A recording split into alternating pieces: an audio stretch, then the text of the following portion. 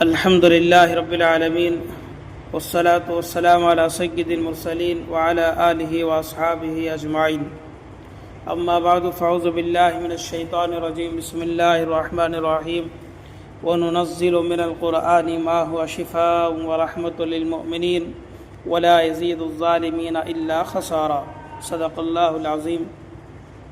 محترم سامعین، اللہ تبارک و تعالیٰ نے پوری انسانیت کی ہدایت کے لیے قرآن مجید کو اتارا ہے، اور یہ قرآن ہدایت بھی ہے، اور اس قرآن میں اللہ تبارک و تعالیٰ نے مریضوں کے لیے شفا بھی رکھا ہے.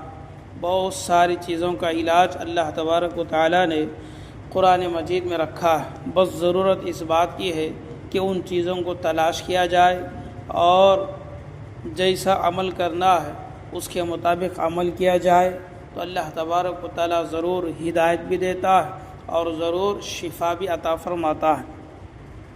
تو دیکھو، ایک سورہ ہے سورۃ الفاتحہ. اس سورت کا نام سورہ فاتحہ بھی ہے، اور اس سورت کو کافیہ بھی بولتے ہیں، شافیہ بھی بولتے ہیں. شافیہ اس وجہ سے کہ مریضوں کے لیے شفا ہے، اور کافیہ اس وجہ سے یہ سورہ ہر چیز کے لیے کافی ہے، اور فاتحہ اس وجہ سے کہ کتاب کا شروع حصہ ہے. تو بہرحال سورہ فاتحہ ہے. اللہ تبارک و تعالیٰ نے اس سورت کے اندر بڑی عجیب تاثیر کو رکھا ہے، اور آپ حضرات یہ بھی جانتے ہیں کہ نماز میں ہر رکعت میں اس سورت کا پڑھنا واجب بھی ہے. تو اس سورت کی کیا کیا برکات ہے، کیا انوارات ہے، اللہ تبارک و تعالیٰ نے اس سورت کے پڑھنے پر کیسے شفا دیا ہے، ایک واقعہ میں آپ کے سامنے عرض کرتا چلوں. آپ سے درخواست ہے کہ پورے واقعے کو غور سے سننے کی کوشش کریں. ہمارے حضرت ہے ایک حضرت مولانا پیر ذوالفقار صاحب رحمۃ اللہ علیہ. اللہ تبارک و تعالی ان کے قبر کو نور سے منور فرمائے، ان کے درجات کو بلند فرمائے. بڑے اللہ والے تھے. بہت ساری باتیں انہوں نے ایسی کہہ کر گئی ہے جو انشاءاللہ رہتی دنیا تک ان کی باتوں کو یاد کیا جائے گا اور پڑھا جائے گا، دوسروں تک پہنچایا بھی جائے گا.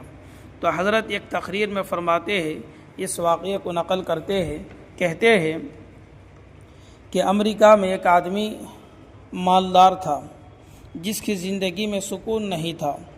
دیکھنے کے اعتبار سے تو مالدار ہے اور ضرورت کی ہر چیزیں اس کے پاس ہے، لیکن اندرونی اعتبار سے زندگی میں سکون نہیں تھا. تو اس وجہ سے اس کے سر میں درد اکثر رہتا تھا.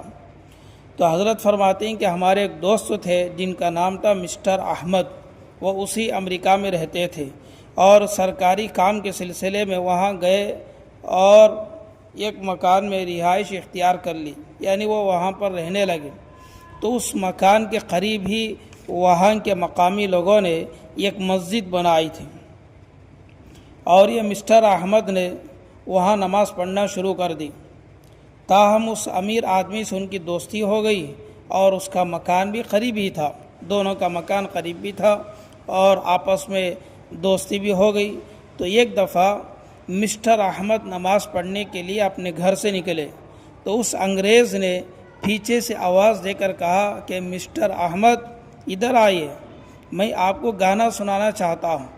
تو مسٹر احمد نے کہا کہ میں گانا سننے سے نفرت کرتا ہوں، میں گانا سننا نہیں چاہتا ہوں، اور اب میں نماز کے لیے جا رہا ہوں، میں نہیں آ سکتا. تو اس نے اصرار کرتے ہوئے کہا کہ نہیں آؤ. پھر وہی بات دہرائی. بالآخر وہ کہنے لگا، مسٹر احمد، میں آپ کو وہ گانا سنانا چاہتا ہوں جو آپ اس مینار سے روزانہ 5 مرتبہ سنتے ہو. تو مسٹر احمد فرماتے ہیں، کہتے ہیں کہ شاید اذان کی بات کر رہا ہے، چلو جا کر سنیں گے. تو میں اس کے کمرے میں چلا گیا. تو اس نے کمرے میں ٹیبل پر ایک طبلہ رکھا ہوا تھا، جو مارنے کا ایک قسم کا آلہ ہوتا ہے، تو وہ طبلہ رکھا ہوا تھا. تو اس نے کمرہ بند کر دیا اور اپنا جو طبلہ تھا اس کو بجانا شروع کر دیا.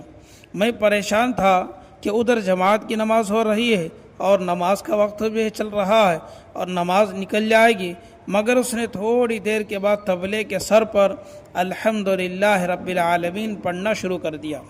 میں تو سمجھ گیا کہ حقیقت میں وہ کیا پڑھ رہا ہے. تو اس نے گانے کی سر بنا کر پوری سورہ فاتحہ پڑھ دی، یعنی گانے کی شکل میں اس نے پورے سورہ فاتحہ کو پڑھ دی. میں نے بعد میں اس سے پوچھا کہ تو نے یہ گانا کس سے حاصل کیا، تجھ کو کون یہ گانا دیا؟ تو اس نے بتایا کہ مجھے بہت زیادہ ذہنی پریشانی رہتی تھی اور میرے زندگی میں مجھے سکون نہیں تھا، تو میں مصر میں ایک مسلمان میرے دوست رہتے تھے، میں نے ان سے اپنی ذہنی پریشانی بیان کی۔ جب میں نے ان سے اپنی پوری حالت سنائی تو انہوں نے مجھے یہ گانا دیا اور کہا کہ جب تمہیں بہت زیادہ پریشانی ہو تو کسی کمرے میں بیٹھ کر اس کو پڑھ لیا کرو، اور یاد رکھنا وہاں پر کوئی نہ ہو، تنہا آپ ہی ہو، تو تمہیں سکون مل جایا کرے گا۔ تو اس کے بعد جب بھی مجھے کوئی پریشانی ہوتی ہے تو میں اسی طرح یہاں بیٹھ کر یہ گانا گا لیتا ہوں، تو مجھے زیادہ سکون ملتا ہے، اور پھر میں نے اپنے دوستوں کو بتاتا ہوں کہ قدرتی طور پر بہت زیادہ سکون اب میں محسوس کر رہا ہوں۔